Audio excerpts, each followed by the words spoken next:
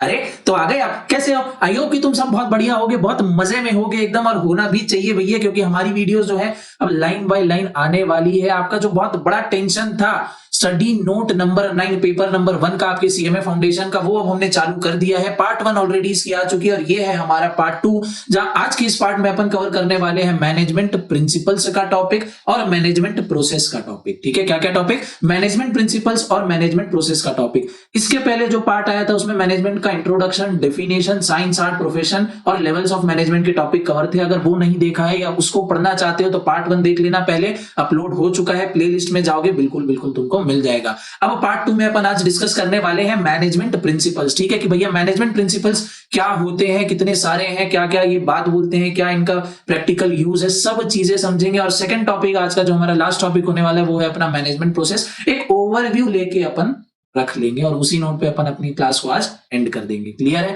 तो 2 टॉपिक से आज का हमारा टारगेट, इसको अपन पढ़ने वाले हैं पूरे डीप में, तो बने रहना भैया लास्ट तक। इसी के साथ शुरू करते हैं अपना काम।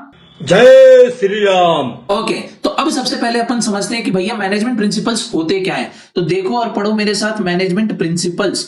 Management principles are general guidelines. क्या है मैनेजमेंट प्रिंसिपल? जनरल गाइडलाइंस है। जनरल मतलब एकदम सिंपल नॉर्मल भाषा में। ठीक है, स्टूडेंट्स लोग क्या होते हो ना, तुम लोग ना इतने सारे प्रिंसिपल से देख के डर जाते हो, तो भैया ये कोई हैवी चीज नहीं है, बहुत इजी लाइट चीज है।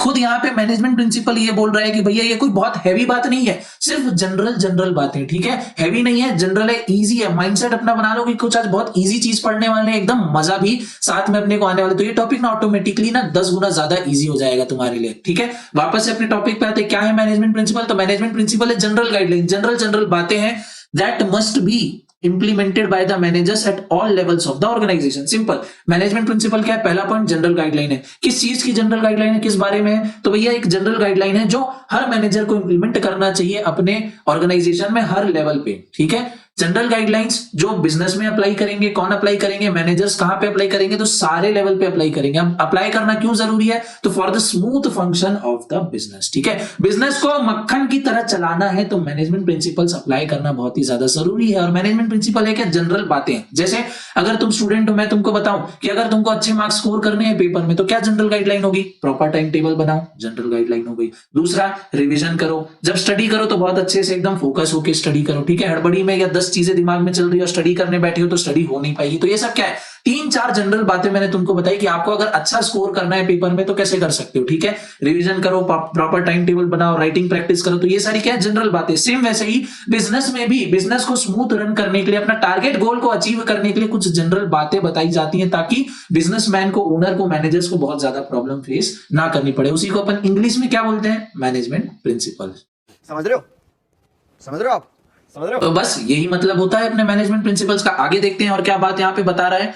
Over the years management thinkers have developed different theories and principles from their experiments and experiences. In recent time, management has become more scientific discipline of study, having certain standardized principles and practices. The following is the breakdown of evolution of management throughout during its development period. अब क्या बोल रहे हैं? recent time में जो management principles हमने जो develop किए हैं ओवर द पीरियड, बार बार इसको बिजनेस में यूज करके, पास्ट एक्सपीरियंस के बेसिस पे और बार बार एक्सपेरिमेंट करके बनाए गए हैं, डेवलप हुए, यानी बहुत ही ज्यादा ये ट्राइड एंड टेस्टेड प्रिंसिपल्स आपके सामने यहाँ पे हैं। कैसे? तो भैया over the period of time बहुत सारे अलग अलग बिजनेस में ये जो सारे प्रिंसिपल्स हैं, जो जनरल बातें हैं, लगा के देखी गई, वहां से हमको पॉजिटिव कंक्लूजन मिला और तब हम ये जो मैनेजमेंट प्रिंसिपल्स हमने डिराइव किया और अब हम पूरी वर्ल्ड में इस चीज को फैला रहे हैं। क्लियर हो गया? तो यही अपने मैनेजमेंट प्रिंसिपल। अब इनका इवोल्यूशन, इनका विकास कैसे हुआ, ये हमारा जो पिकाचू है ये राइचू कैसे बना, ये अब देखते हैं।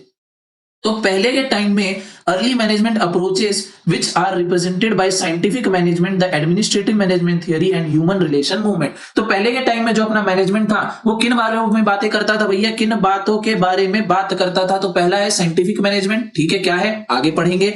एडमिनिस्ट्रेटिव मैनेजमेंट और ह्यूमन रिसोर्स मूवमेंट, यानी सिर्फ 3 टॉपिक्स है या 3 एरियाज है जिसके बारे में अर्लियर टाइम, आज से 100-200 साल पहले का जो मैनेजमेंट है वो बात करता था। क्या क्या? साइंटिफिक हो गया, अपना एडमिनिस्ट्रेटिव हो गया और तीसरा हो गया अपना ह्यूमन रिसोर्स के बारे में। ठीक है, अपने को सोचना कैसे, एडमिनिस्टर कैसे करना है, और एडमिनिस्टर किसको करेंगे? ह्यूमंस को एडमिनिस्टर करेंगे, रिसोर्सेस को एडमिनिस्टर करेंगे। तो उन बारों में बात करता था हमारा पहले का पुराना टाइम का मैनेजमेंट। अब नया मॉडर्न टाइम का मैनेजमेंट किन किन एरियाज में डील करता है? तो modern management approaches which are represented by scientific management जो पुराने में था, administrative management, yes, management science approach, ये भी पुराने में था। द सिस्टम अप्रोच यानी तुम्हारा ये ह्यूमन रिलेशन मान लो, एंड द कंटिंजेंसी अप्रोच, ये कुछ नया है। कंटिंजेंसी अप्रोच मतलब तुमको भी पता होगा कि आज का जो मॉडर्न टाइम है बहुत ही तेजी से चेंज हो रहा है, ठीक है। पहले ऑफलाइन शॉपिंग करते थे, आजकल ऑनलाइन अपन शॉपिंग कर रहे हैं। पहले फेस टू फेस क्लास पढ़ते थे, अब आजकल ऑनलाइन भी हमारी पढ़ाई हो जा रही। तो क्या हो रहा है, बिजनेस करने के बहुत सारे नए नए तरीके हमारे यहाँ पे डेवलप हो चुके हैं, ठीक है। बिजनेस चेंज नहीं हुआ है, बिजनेस को करने के तरीके बहुत सारे यहाँ पे डेवलप हो चुके हैं। तो इससे हमको ये समझ में आता है कि बिजनेस जो है बहुत ही तेजी से ग्रो हो रहा है और बहुत ही तेजी से चेंज हो रहा है। कल फ्यूचर में कौन सी नई टेक्नोलॉजी आ जाएगी, कौन सी नई स्ट्रैटेजी आ जाएगी, हमको नहीं पता। और हम अगर मार्केट में बने रहना चाहते हैं, लॉन्ग टर्म के लिए खूब सारा पैसा कमाना चाहते हैं, तो हमको फ्यूचर एस्पेक्ट्स भी देखने पड़ते हैं, ठीक है। क्लास 12th में याद कर लो, चैप्टर नंबर 3 बिजनेस एनवायरनमेंट पढ़े थे कि जो बिजनेस एनवायरनमेंट है, बिजनेस का माहौल जो है बहुत तेजी से बदल जाता है। तो उस बदलते माहौल में हम अपने आप को ढाल पाए, अडेप्ट कर पाए, ताकि हमको फ्यूचर में कोई प्रॉब्लम फेस ना करनी पड़े। उसके लिए यूज होता है अपना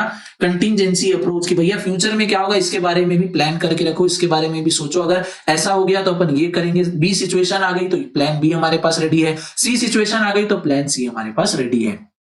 तो ये कहां पे हो रहा है, आजकल के मॉडर्न डे मैनेजमेंट की अप्रोचेस हैं। पुराने टाइम में बिजनेस में कुछ खास बहुत ज्यादा चेंजेस नहीं आते थे, टेक्नोलॉजी धीरे धीरे डेवलप होती थी, तो तब कंटिंजेंसी अप्रोच की जरूरत नहीं पड़ती थी। बट आज के टाइम में कंटिंजेंसी अप्रोच की हमको जरूरत है।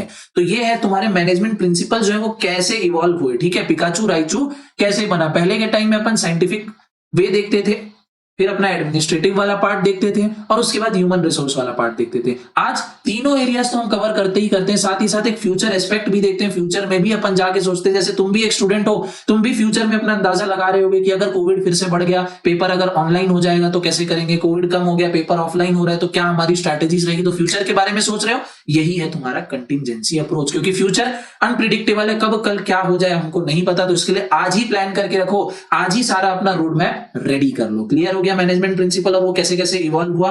अब अपन आगे बढ़ेंगे principles of management bye Baba Henry Fayol, ठीक है। क्लास 12th चैप्टर नंबर 2 का तुम्हारा रिवीजन होने वाला है। पार्ट 1 में हमने चैप्टर नंबर 1 को पढ़ लिया था, उसके सारे टॉपिक्स देखे।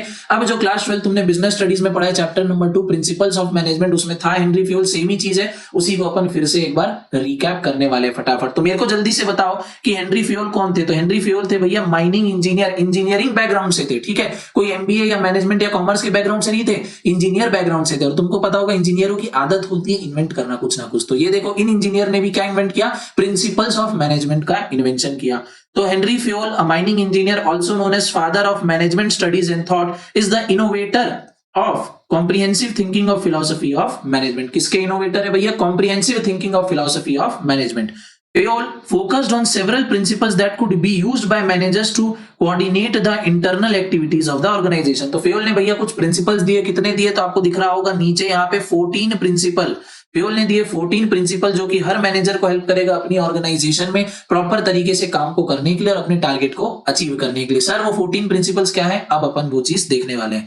तो सबसे पहला प्रिंसिपल है आपका division of work. Division of work मतलब स्मॉल मिलाते जाओ लार्ज बनाते जाओ। डिवीजन ऑफ वर्क मतलब क्या, स्मॉल मिलाते जाओ लार्ज बनाते जाओ। सर अभी स्मॉल मिलाते जाओ लार्ज बनाते जाओ है क्या, डिवीजन ऑफ वर्क मतलब एक बड़े काम को छोटे छोटे पार्ट में डिवाइड कर दो और उन छोटे छोटे कामों को आप एक्सपर्ट्स को सौंप दो। तो क्या होगा, एक समय के बाद छोटे छोटे काम होते होते आपका जो एक बड़ा टास्क है वो कंप्लीट हो जाएगा। जैसे फाउंडेशन का कोर्स बड़ा कोर्स है, टाइम लिमिट कम है, एक ही साथ तुम सब पढ़ने बैठोगे तो ऐसे में कोर्स कंप्लीट नहीं होगा, बहुत ही ज्यादा केओस हो जाएगा।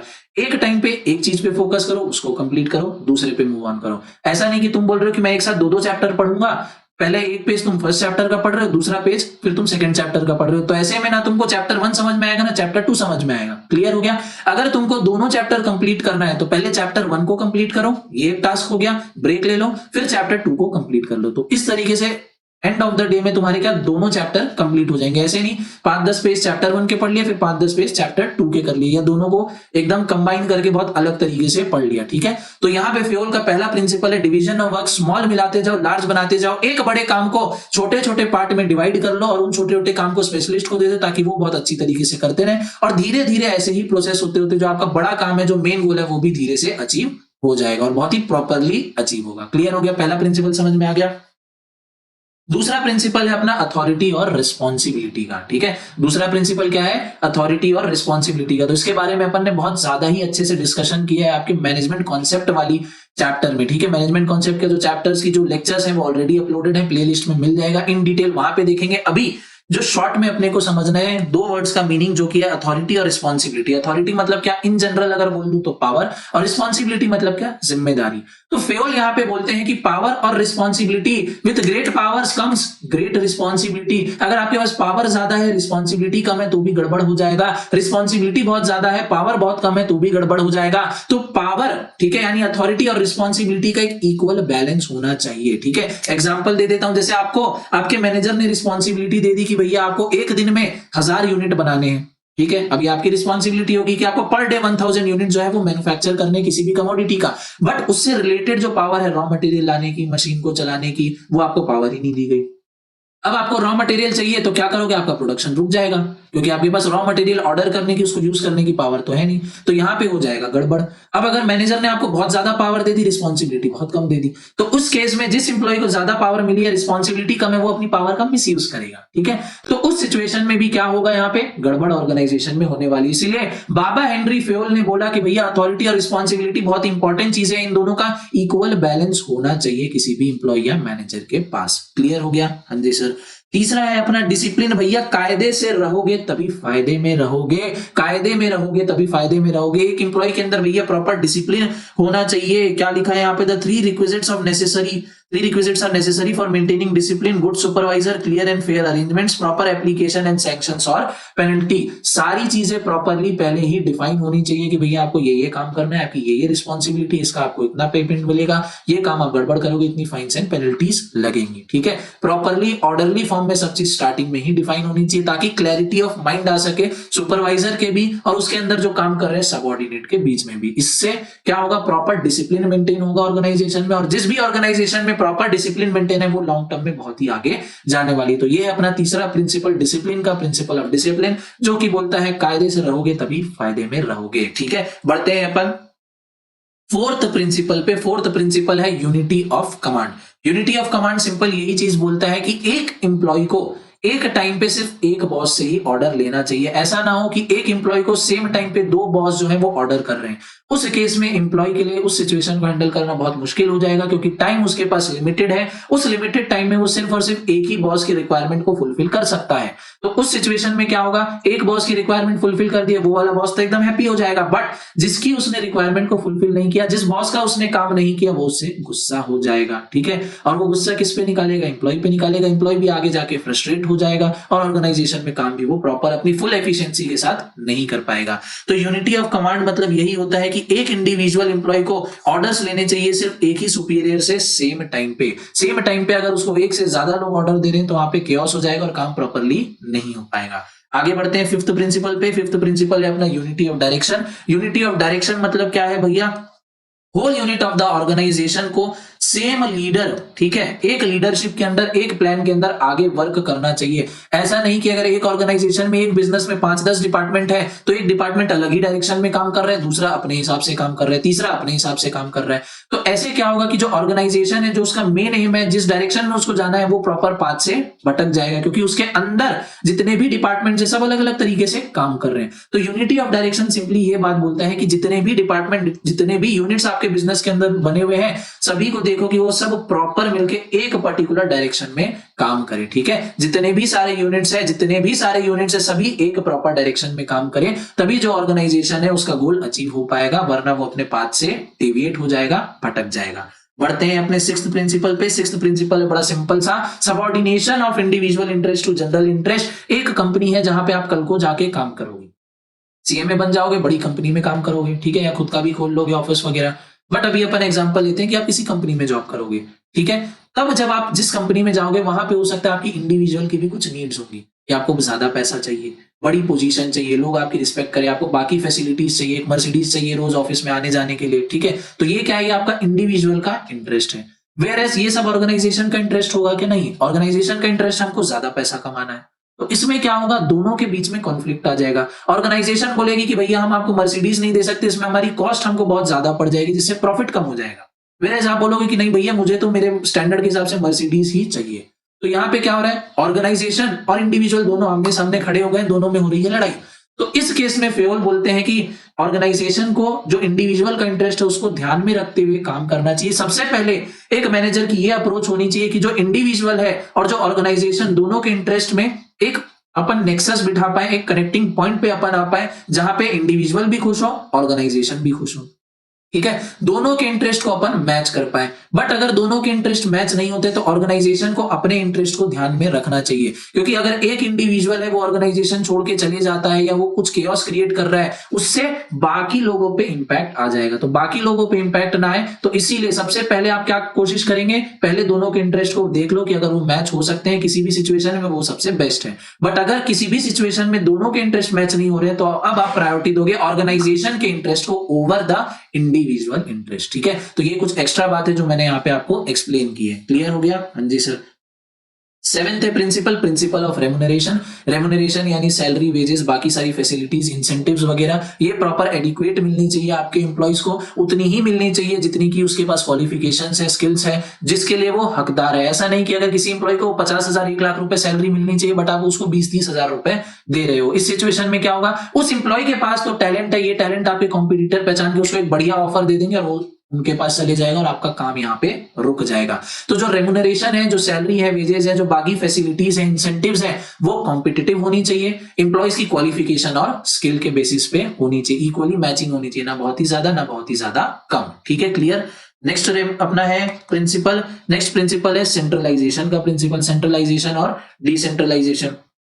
सेंट्रलाइजेशन का और डिसेंट्रलाइजेशन का प्रिंसिपल अपना ये बोलता है कि किसी भी ऑर्गेनाइजेशन में, ठीक है, किसी भी ऑर्गेनाइजेशन में ना तो पावर सिर्फ फ्यू हैंड्स में होनी चाहिए, मतलब सेंट्रलाइजेशन मतलब क्या, एक सेंट्रल कंट्रोल है किसी के पास ऑर्गेनाइजेशन का, और एक ऑर्गेनाइजेशन का सेंट्रलाइज कंट्रोल किसके पास होगा, टॉप लेवल वालों के हाथ में होगा। तो ऐसा भी नहीं होना चाहिए। दूसरा कॉन्सेप्ट इससे रिलेटेड आता है डिसेंट्रलाइजेशन का। डिसेंट्रलाइजेशन मतलब हर एक इंप्लॉय के हाथ में पावर होगी। ठीक है, तो जब हर एक इंप्लॉय के हाथ में पूरी पूरी पावर होगी तो सबके सब तो भैया एक लोअर लेवल का इंप्लॉय भी टॉप लेवल अपने आप को समझने लग जाएगा, तो ये चीज भी गलत हो जाएगी। तो यहाँ पे फेयोल ने बोला कि एक ऑर्गेनाइजेशन में ना तो कंप्लीटली सेंट्रलाइजेशन होना चाहिए, क्योंकि वो सिर्फ अपने आप को ही समझेंगे, लोगों की प्रॉब्लम्स को नहीं समझेंगे और केओस क्रिएट होगा। ना कि पूरा का पूरा डिसेंट्रलाइजेशन होना चाहिए, इससे क्या हो जाएगा, लोअर और टॉप लेवल वालों के बीच का गैप ही पूरा खत्म हो जाएगा। तो ऑर्गेनाइजेशन में होना क्या चाहिए, तो इसी के लिए फेयोल बोलते हैं कि ऑर्गेनाइजेशन में सेंट्रलाइजेशन और डिसेंट्रलाइजेशन प्रॉपर लेवल पे होना चाहिए। जितना आपका लेवल है उतनी ही आपको पावर मिलनी चाहिए, ठीक है, उतनी ही आपके पास डिसीजन लेने की पावर्स होनी चाहिए। क्लियर हो गया? तो सेंट्रलाइजेशन और डिसेंट्रलाइजेशन का एक अच्छा मिक्सचर होना चाहिए किसी भी ऑर्गेनाइजेशन में, वो सबसे ज्यादा बेस्ट सिचुएशन होगी। बढ़ते हैं आगे।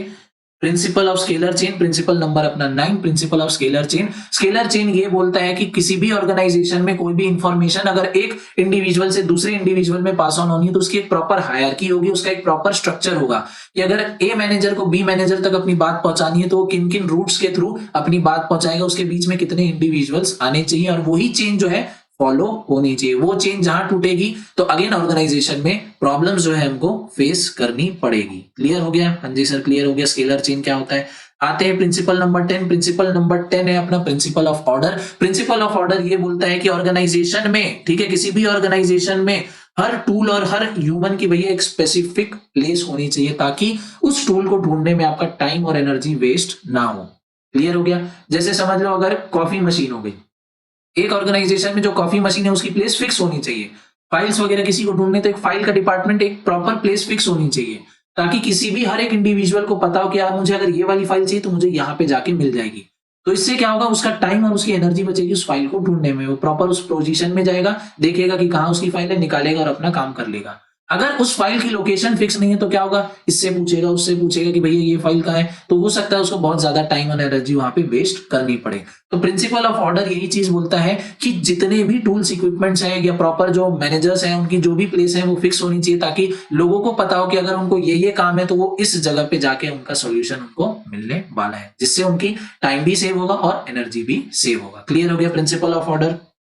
आगे बढ़ते हैं principle of equity. Principle of equity मतलब भैया सब बराबर है, हमको मेल फीमेल, ठीक है, फिर कलर रेसिज्म वगैरह ये सारी जो भी फालतू की बातें हैं इस पे अपने को ध्यान नहीं देना है। हर एक एम्प्लॉय को हमको इक्वल ट्रीट करना है, ठीक है। ऐसा नहीं है कि अगर दो एम्प्लॉय है, एक मान लो मेल एम्प्लॉय है दूसरा फीमेल एम्प्लॉय है, दोनों education wise skill wise same है, बट हम मेल एम्प्लॉय को ज्यादा सैलरी दे रहे हैं फीमेल को कम दे रहे हैं, या फीमेल एम्प्लॉय को ज्यादा सैलरी दे रहे हैं मेल एम्प्लॉय को कम सैलरी दे रहे हैं, तो ऐसा हमको काम नहीं करना है। अगर दो लोग जो इक्वल पोजीशन में, तो आपको उनको इक्वली ही ट्रीट करना है हर सिचुएशन में। मे इट बी रिस्पेक्ट हो, सैलरी हो, ठीक है, रिकॉग्निशन हो, किसी भी चीज में फैसिलिटीज हो, सारी चीज में आपको हर एम्प्लॉय को इक्वल ट्रीट करना है, किसी को स्पेशल ट्रीटमेंट बिल्कुल नहीं देना है। हाँ, अलग अलग बात है अगर कोई वो एक्स्ट्रा ऑर्डिनरी काम करता है तो उस केस में आप स्पेशल ट्रीटमेंट बोनस वगैरह दे सकते हो, बट नॉर्मली आपको क्या करना है, भेदभाव डिस्क्रिमिनेशन नहीं करना है, ठीक है। बढ़ते हैं नेक्स्ट पॉइंट पे, पॉइंट नंबर 12, प्रिंसिपल नंबर 12 अपना, that is stability of tenure of a personal.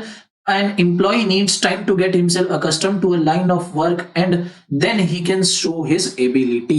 यहाँ पे सिंपल ये बोल रहा है कि जब भी कोई एम्प्लॉय नया नया किसी ऑर्गेनाइजेशन में ज्वाइन होता है तो काम समझने में, वर्क कल्चर समझने में, अपने आप को उस एनवायरनमेंट में ढालने में उसको थोड़ा टाइम लगता है, तो वो उसको आप प्रॉपर टाइम दो। ऐसा नहीं कि भैया कोई भी नया ऑर्गेनाइजेशन में ज्वाइन हुआ है उसको बोलो काम करने लग जाओ, और अगर काम में वो कर रहा है मिस्टेक्स, जो कि जाहिर सी बात है अगर फ्रेशर है या इवन एक्सपीरियंस भी है पर वो जोन ही उसके लिए नया है, तो उस सिचुएशन में क्या होगा, थोड़ी बहुत मिस्टेक्स होगी। तो ऐसा नहीं कि भैया एक मिस्टेक हुआ और आपने और उस एम्प्लॉय को फायर ही कर दिया। आपको एम्प्लॉय को प्रॉपर स्टेबिलिटी प्रोवाइड करनी है। एम्प्लॉय के मन में ये डर नहीं होना चाहिए कि मुझे कल को अगर मैं छोटी सी भी गलती करता हूं तो मुझे ऑर्गेनाइजेशन से निकाल देंगे। उस केस में एम्प्लॉय कभी भी अपने फुल पोटेंशियल पे काम नहीं कर पाएगा, उसका माइंड ही स्टेबल नहीं रहेगा, दिमाग में उसको हमेशा डर रहेगा कि मुझे निकाल देंगे, और इस डर से वो कभी भी काम अपना प्रॉपर 100% एफिशिएंसी पे नहीं कर पाएगा। तो ये principle of stability of tenure of a personal यही बोलता है कि आपको आपके एम्प्लॉय को एक स्टेबिलिटी, ठीक है, वर्क करने की स्टेबिलिटी आपको प्रोवाइड करनी है। नेक्स्ट बढ़ते हैं अगले प्रिंसिपल पे।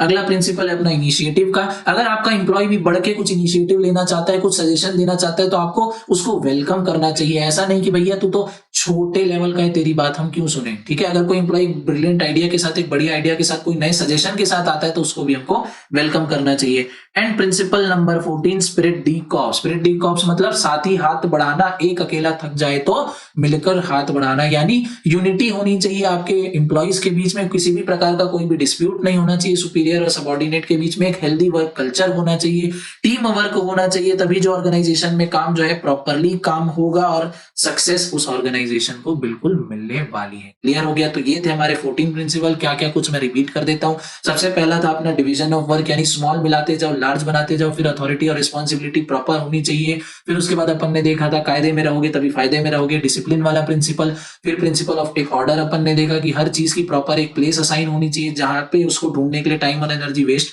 ना करनी पड़े, ठीक है। फिर हर एम्प्लॉय को अपने को इक्वली ट्रीट करना। वैसे ऐसे बहुत सारे अपने टोटल 14 प्रिंसिपल देखे जो किसने दिए थे, हेनरी फ्यूल ने। हेनरी फ्यूल कौन थे भैया, एक माइनिंग इंजीनियर थे। क्लियर हो गया, बिल्कुल क्लियर हो गया सर। अब अपन आगे बढ़ते हैं scientific management by F W. Taylor, ठीक है। अब अपन देखेंगे कि साइंटिफिक मैनेजमेंट क्या है, और साइंटिफिक मैनेजमेंट को देने वाले ये एफ.डब्ल्यू. टेलर, ये भाई साहब, ठीक है, ये आपको दिख रही होगी यहाँ पे फोटो। बचपन में क्लास 12th में आपने पढ़ा होगा जरूर से scientific management by F W. Taylor, but आपने इनकी फोटो नहीं देखी होगी। तो इसी बात पे भैया वीडियो को सबसे पहले लाइक कर दो। कोई तरीका है भीख मांगने का? ठीक है। तो अब जब हमारी मुलाकात हो चुकी है हमारे ये टेलर भाई साहब से, अब ये टेलर इनका सरनेम है, ये कंफ्यूज मत हो जाना कि भैया ये सिलने वाले दर्जी थे, ठीक है, इस चीज से बिल्कुल कंफ्यूज नहीं होना। ये इनका सरनेम है एफ.डब्ल्यू. टेलर। फुल है भैया फेडरिक विंसलो टेलर, ठीक है। अभी तक तुम लोग एफ.डब्ल्यू. टेलर सुनते आए होंगे। एफ.डब्ल्यू. का फुल फॉर्म है फेडरिक विंसलो टेलर, ठीक है। अभी तक लाइक नहीं किया तो कर दो भैया, बहुत सारी नई नई बातें तुमको सीखने को मिल रही है। Also known as father of scientific management, science की तरफ से सर, साइंस की तरफ से, ठीक है। इनको क्या बोलते हैं, father of scientific management. was the first to prove that scientific methodology can be applied to the field of management। ये फर्स्ट ऐसे पर्सन थे जिन्होंने बोला था कि साइंटिफिक मेथोडोलॉजी, जो साइंटिफिक स्टडीज है वो भी अपन मैनेजमेंट पे लगा सकते हैं। A scientific process consists of observation, analysis, experimentation and generalization. Taylor wanted to introduce these elements into management, also to establish a causal relationship between efforts and results। Science में क्या होता है, फर्स्ट लेक्चर में भी अपन ने देखा था कि साइंस भैया एनालाइज करना पड़ता है, बहुत सारे एक्सपेरिमेंट होते हैं, तब अपन कंक्लूजन डिराइव करते हैं, बहुत मेहनत लगती है उसके पीछे। तो इन्हीं सारी चीजों को टेलर ने बोला कि ये साइंस में ही नहीं, इसको अपन मैनेजमेंट में भी डाल सकते हैं। मैनेजमेंट में भी टाइम टू टाइम एक्सपेरिमेंट करो, देखो क्या ये चीज वर्क कर रही है कि नहीं कर रही है, हिट एंड ट्रायल लगाते जाओ। जब आपको प्रॉपर सोल्यूशन मिल जाएगा तो बहुत अच्छी बात हो गई। ऑब्जर्व करो लोगों को कि वो क्या काम कर रहे हैं, कैसे काम कर रहे हैं, एनालाइज करो कि हमको बिजनेस में इतना प्रॉफिट कैसे हो गया या प्रॉफिट क्यों नहीं हो पा रहा है। तो ये जो सारी साइंस रिलेटेड चीजें इसको हमको मैनेजमेंट में डालनी चाहिए, मैनेजमेंट में भी इसको यूज करना चाहिए। ये किसने बोला? तो ये बोला भैया हमारे टेलर भाई साहब ने। क्या नाम है इनका? FW टेलर, पूरा नाम फ्रेडरिक विंस्लो टेलर। अब scientific principles of management by FW Taylor, तो इन्होंने भैया कुछ साइंटिफिक प्रिंसिपल्स दिए हैं। क्या है वो साइंटिफिक प्रिंसिपल्स देख लेते हैं। सबसे पहला, rule of thumb should be placed by the rule of science to prove the standard of performance. Thumb rule पे हमको हमेशा नहीं जाना है, हमको साइंस के हिसाब से काम करना है। ऐसे नहीं कि कोई सिचुएशन पास्ट में हमारे पास आई थी, उसको हमने ऐसे ऐसे सॉल्व कर दिया था, तो ये जरूरी नहीं है कि आगे भी वो सिचुएशन आपकी वैसे ही सॉल्व हो जाए। हो सकता है आगे के फ्यूचर के डायनामिक्स कुछ चेंज हो जाए, तो हमको पास्ट एक्सपीरियंस में बहुत ही ज्यादा डिपेंडेंट नहीं हो जाना है, हमको हमारा दिमाग लगाना है, साइंस को यूज करना है, प्रॉपर सारी सिचुएशन को एनालाइज करना है, तब जाके हमको कोई अपना डिसीजन लेना है। क्लियर हो गया? हाँ जी सर, पहला प्रिंसिपल। दूसरा प्रिंसिपल है, there should be perfect harmony among activities of different individuals and not discord. तो harmony not discord, proper again यही बोल रहा है, यूनिटी होनी चाहिए, भाईचारा होना चाहिए ऑर्गेनाइजेशन में, किसी भी प्रकार का कोई भी डिस्कॉर्ड यानी मतभेद, लड़ाई झगड़ा नहीं होना चाहिए, भसड़ नहीं होनी चाहिए ऑर्गेनाइजेशन में, प्यार मोहब्बत होनी चाहिए। क्लियर? तीसरा प्रिंसिपल क्या है भैया? An atmosphere of perfect cooperation among different workers has to be created for mutual interest sublimating of personal interest. ठीक है, म्यूचुअल इंटरेस्ट पे ज्यादा फोकस होना चाहिए, पर्सनल इंटरेस्ट पे थोड़ा सा कम ध्यान होना चाहिए। Production has to be maximized and not restricted output. ठीक है, प्रोडक्शन को कोशिश करो जितना ज्यादा से ज्यादा अपन मैक्सिमाइज कर सकते हैं।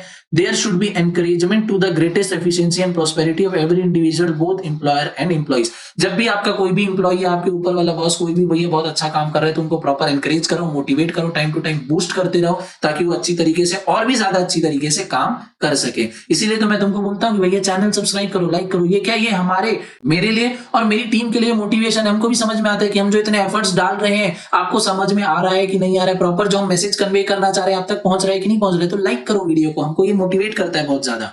आगे, proper selection and training of workers. ठीक है, इंप्लॉय को जब भी आप सेलेक्ट कर रहे हो, प्रॉपरली देखो क्या वो उसके लिए उसके पास रिलेवेंट क्वालिफिकेशन है, क्या उसके पास प्रॉपर स्किल्स है या नहीं है, तब आप उसको सेलेक्ट करो। और ऐसा ही नहीं सेलेक्ट करने के बाद काम हो गया, उसकी स्किल्स को और इंप्रूव करने के लिए उसको टाइम टू टाइम ट्रेनिंग देते रहो। ठीक है, नेक्स्ट प्रिंसिपल है इनका, equitable division of work and responsibility between management and employees. तो मैनेजमेंट और एम्प्लॉइज के बीच में इक्वली जो वर्क है वो डिस्ट्रीब्यूट होना चाहिए, जिनकी जितनी अथॉरिटी है उतनी ही उनको काम देना चाहिए। तो ये है भैया हमारे साइंटिफिक प्रिंसिपल। क्या क्या?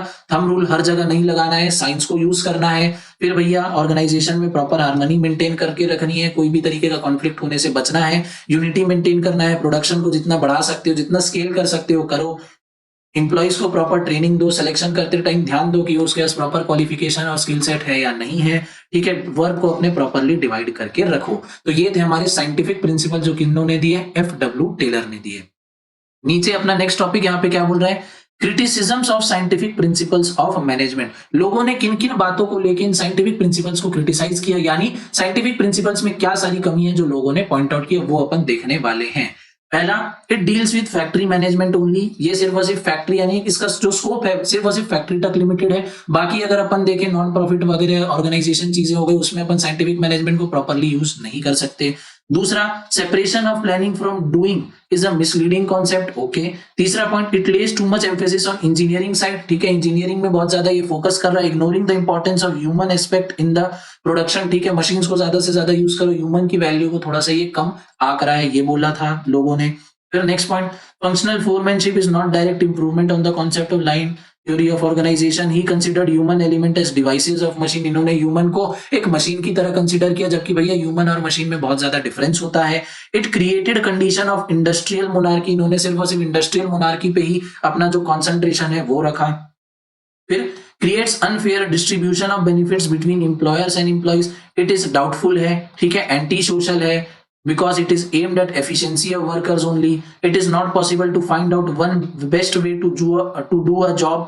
What is true for one may not be true for another. यानी हर सिचुएशन में, हर अलग अलग ऑर्गेनाइजेशन में ये चीजें को अप्लाई नहीं किया जा सकता। और last, it is not really scientific management but scientific approach to the management. तो इतने सारे लोगों ने क्रिटिसिज्म निकाल दिए, इतनी सारे डिफेक्ट्स निकाल दिए साइंटिफिक मैनेजमेंट में, ठीक है। रेड में जो जो किया है उसी को देख के चले आना, उसी को पढ़ लेना, आपका काम यहाँ पे हो जाएगा। क्या क्या? तो भैया डाउटफुल है, बहुत ही ज्यादा एंटी सोशल है, मतलब लोगों की फ्रीडम को भी छीनता है, ठीक है। एक सिचुएशन, एक प्रॉब्लम को सॉल्व करने के लिए एक one best way find out करना थोड़ा डिफिकल्ट हो जाता है। मोनार्कियल सिस्टम क्रिएट कर देता है, सिर्फ और सिर्फ फैक्ट्री मैनेजमेंट में ही इफेक्टिव है। ह्यूमन को जो उनकी ह्यूमन जो रिस्पॉन्सिबिलिटी है, ह्यूमन रिसोर्स है, उनको कहीं ना कहीं इग्नोर कर देता है, उनको मशीन के लेवल पे लाके खड़ा कर देता है। तो ये सब है हमारे criticism scientific principles of management के।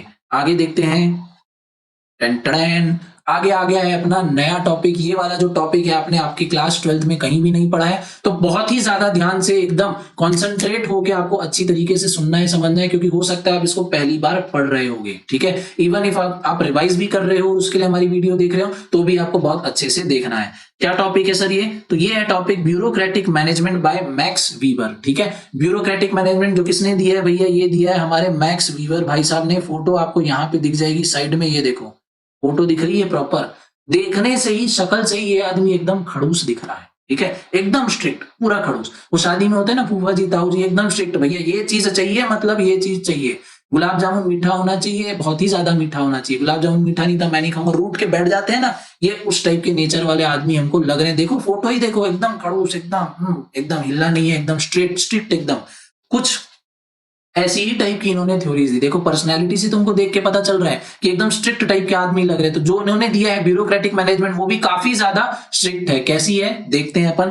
अकॉर्डिंग टू जर्मन साइंटिस्ट, ठीक है, मैक्स वीवर कौन थे? German scientist. इसके पहले जो अपन ने देखा हेनरी फ्यूल और FW टेलर, दोनों कौन थे? इंजीनियर थे। ये कौन है? अपने साइंटिस्ट हैं। तो according to a German scientist Max Weber, a bureaucracy is highly structured, एकदम proper strict, highly structured, formalise, एकदम फॉर्मल रहना है आपको, एंड इम्पर्सनल ऑर्गेनाइजेशन, ठीक है। ब्यूरोक्रेसी क्या है? हाईली स्ट्रक्चर, एकदम रिजिड है, फॉर्मलाइज्ड है और इम्पर्सनल है। पर्सनल टच बिल्कुल भी नहीं रखना है आपको। He believed that an organization should have a defined hierarchical structure governed by a clear defined rules, regulation and lines of authority। देख लो भैया, रूल्स रेगुलेशन इतने हैवी बट इतनी स्ट्रिक्टनेस जो है अभी से हमको ये ब्यूरोक्रेटिक मैनेजमेंट में देखने को मिल रही है। उसका रीजन भी आपके सामने भैया ये देख लो ना, किन्होंने दिया है। इनकी पर्सनैलिटी से ही वो स्ट्रिक्टनेस, एकदम स्कूल के प्रिंसिपल, ठीक है, शादी में आए हुए ताऊ जी जैसे, फूफा जी जैसे लग रही है बिल्कुल इनकी image. Weber's ideally bureaucracy possesses the following distinct characteristics। इनकी जो ब्यूरोक्रेटिक मैनेजमेंट है, इनकी जो ब्यूरोक्रेसी की जो फिलॉसफी, इन्होंने क्या इसमें कैरेक्टरिस्टिक दी है? तो इन्होंने बोला है स्पेशलाइजेशन ऑफ लेबर होना चाहिए, फॉर्मल रूल्स एंड रेगुलेशंस होना चाहिए, impersonality in application of rules होना चाहिए और वेल डिफाइंड हायरार्की होनी चाहिए। जो हायरार्की है भैया बहुत ही ज्यादा वेल डिफाइंड होनी चाहिए। रूल्स एंड रेगुलेशन भैया फॉर्मली होने चाहिए, ओके। फिर स्पेशलाइजेशन ऑफ लेबर होना चाहिए और साथ ही साथ में एप्लीकेशन ऑफ रूल्स होना चाहिए, बट कैसे? इम्पर्सनली, ठीक है। ये सारी क्या है इसको देखते हैं और अच्छे से। तो bureaucratic structure evolve from traditional structure with the following changes. तो ये ब्यूरोक्रेटिक स्ट्रक्चर है, ये किससे इवॉल्व हुआ है? ये जो हमारा राइचू है, ये किससे बना है भैया? तो ये पिकाचू से बना है। ये पिकाचू का नाम क्या है? Traditional structure. ऊपर जो पढ़ते हुए आ रहे थे वो था हमारा ट्रेडिशनल स्ट्रक्चर। तो उसी में कुछ चेंजेस करके, कुछ मिर्च मसाला ऐड करके ये जो हमारा पिकाचू है, अब ये राइचू बन चुका है, ठीक है। चारमिंडर चारीजार्ड अपना यहाँ पे बन चुका है। क्लियर हो गया? तो क्या सारे चेंजेस हैं पढ़ते हैं। सबसे पहला, jurisdictional areas are clearly specified, activities are distributed as official duties unlike traditional form where duties are delegated by a leader and changed by time to time। यहाँ पे बोल रहा है कि एक बार किसी एक पर्सन को ड्यूटी मिल गई तो वो ड्यूटी उसको सालों सालों तक करनी है, जब तक वो ऑर्गेनाइजेशन में रह रहा है तब तक। वेरियस ट्रेडिशनल में क्या होता है? सिचुएशन के अकॉर्डिंगली चेंज हो जाती है, बट ये बोल रहा है कि हम बहुत ज्यादा इनफ्लेक्सिबल रहेंगे, ठीक है, अकड़ू रहेंगे, स्ट्रिक्ट रहेंगे, ठीक है। हमने एक बार जिसको ड्यूटी दे दी तो उसके बाद हम अपने आप की भी नहीं सुनेंगे। Simple. Jurisdictional area are clearly specified, एक बार काम दे दिया तो वो आपस से चेंज नहीं होगा। Organization follows hierarchical principles such as subordinates follow orders of superior but have right to appeal। जो सुपीरियर है वो ऑर्डर देंगे, सबॉर्डिनेट है उनको ऑर्डर मानना ही पड़ेगा। बट हाँ, अगर उनको कहीं कुछ गड़बड़ लग रही है तो उनके पास राइट है कि आप अपील कर सकते हो, यानी डिस्कस कर सकते हो अपने सुपीरियर के साथ। बट फॉलो आपको अगेन वही करना पड़ेगा जो आपके सुपीरियर आपको बोल रहे हैं। क्लियर? तीसरा point, abstract rules govern decision and action, rules are stable in date and can be learned.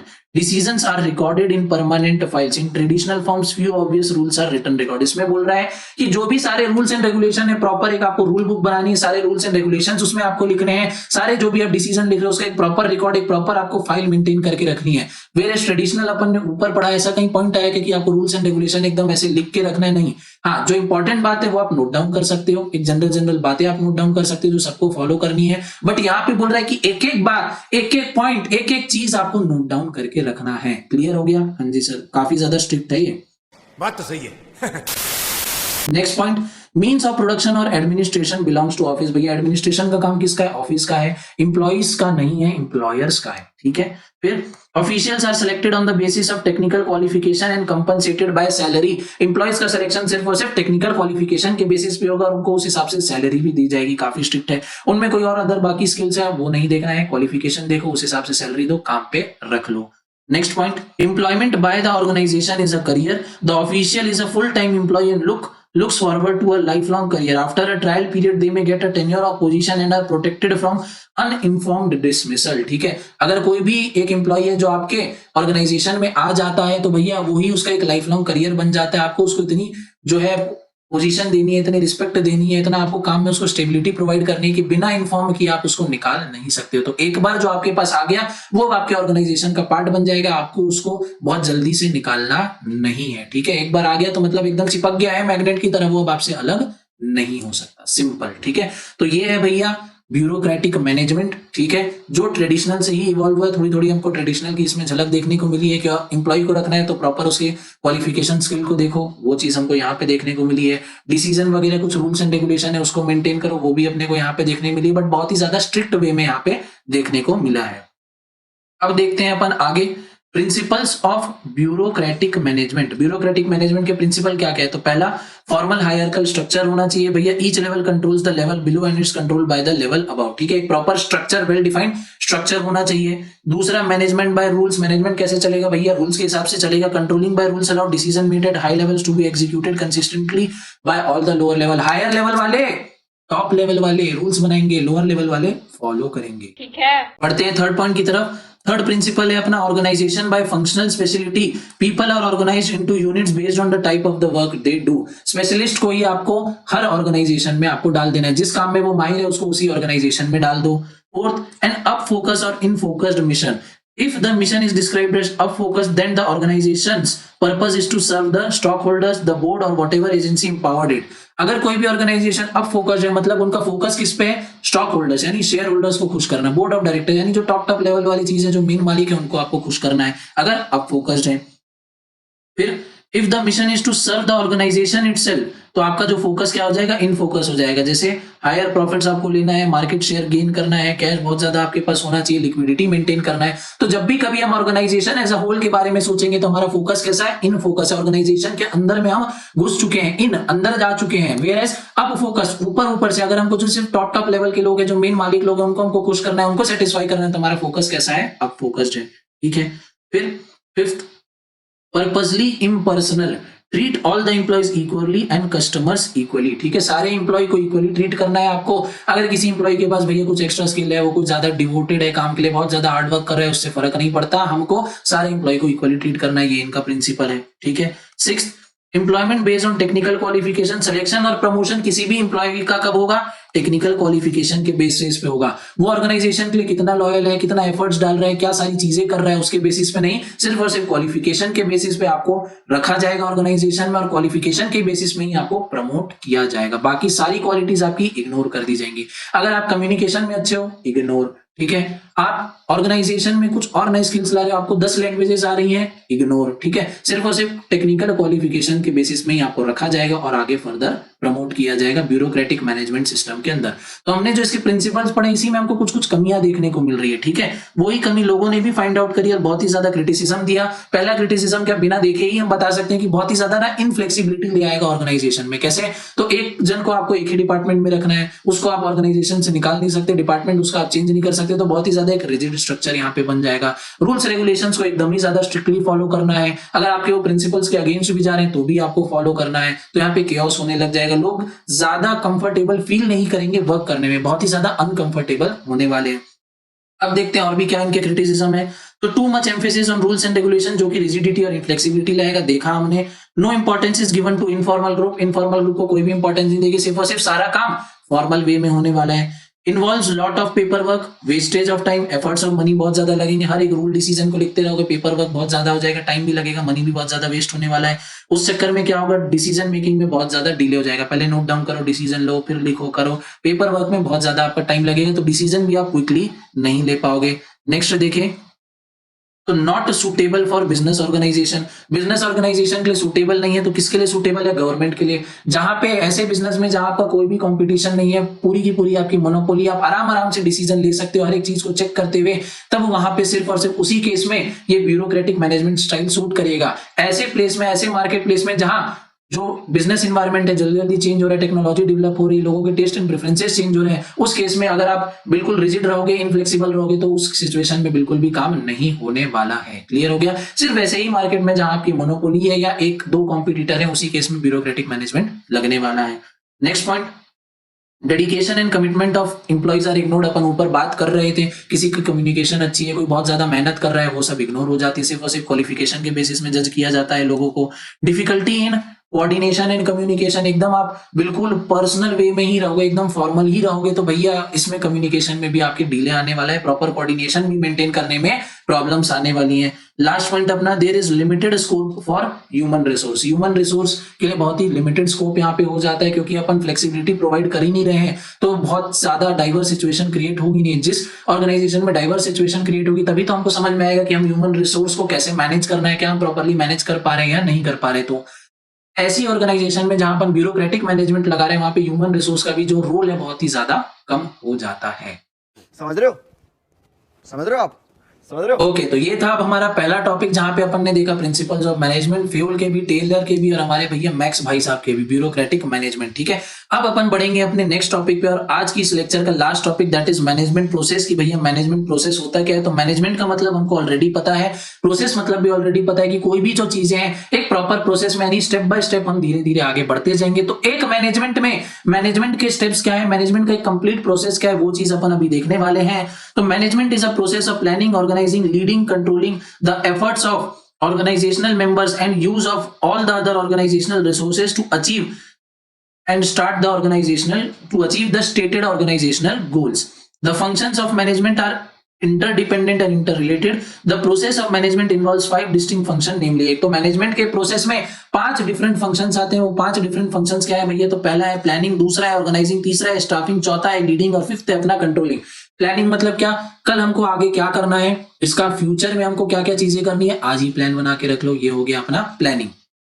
फिर चीजों को आपको ऑर्गेनाइज करना है, प्रॉपर एक वर्क स्ट्रक्चर बनाना है, वो हो गया अपना ऑर्गेनाइजिंग। ठीक है, फिर काम करने के लिए आपको लोग चाहिए, कैसे आपको लोगों की रिक्वायरमेंट है, क्या उनकी क्वालिफिकेशन होनी चाहिए, क्या स्किल्स होनी चाहिए उनको, क्या उनको इंसेंटिव प्रोवाइड करना है, कितनी ट्रेनिंग प्रोवाइड करनी है, सारी चीजें अपनी कहाँ आ जाएंगी, स्टाफिंग में आ जाएंगी। लीडिंग में क्या आ जाएंगी, स्टाफिंग में हमने उन लोगों को काम सौंप दिया, अब देखो कि भैया प्रॉपरली कर रहे हैं कि नहीं कर रहे हैं, डीमोटिवेट हो रहे हैं उनको मोटिवेट करो, प्रॉपरली उनको सुपरवाइज करो, एक लीडर बनो। ठीक है, लीडिंग आपको क्या करना है, लीडर बनना है, लोगों को गाइड करना है, मोटिवेट करना है, जहां वो गड़बड़ कर रहे हैं उनको समझाओ कि आपको इस काम को इस तरीके से करना है।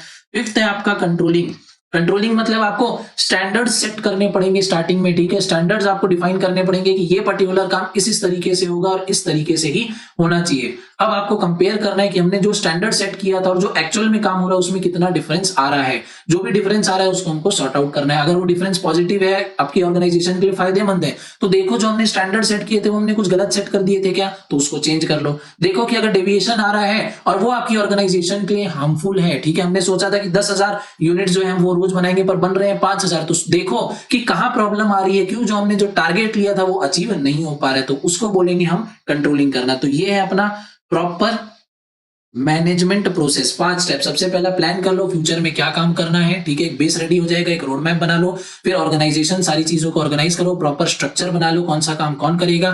फिर उस काम को करने के लिए आपको लगेंगे लोग। ठीक है, तो स्टाफिंग, लोगों को हायर करो, क्या आपको स्किल्स देखनी है, वो सब हो गया।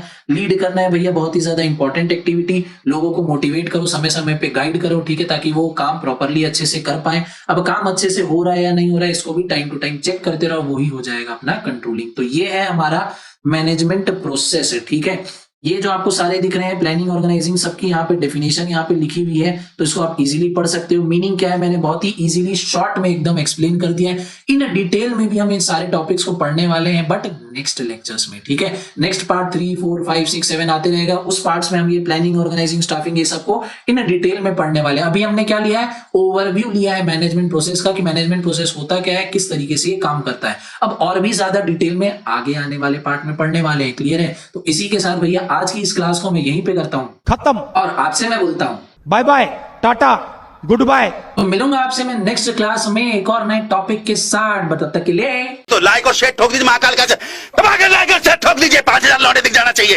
ये 4000 के लिए मैं यहाँ पे नहीं खड़ा हूँ, पूरा साल मेहनत करता हूँ आपके लिए बेटा। ऐसा नहीं चलेगा, ऐसा नहीं चलेगा। लाइक ठोकी दबा के, लाइक ठोकी।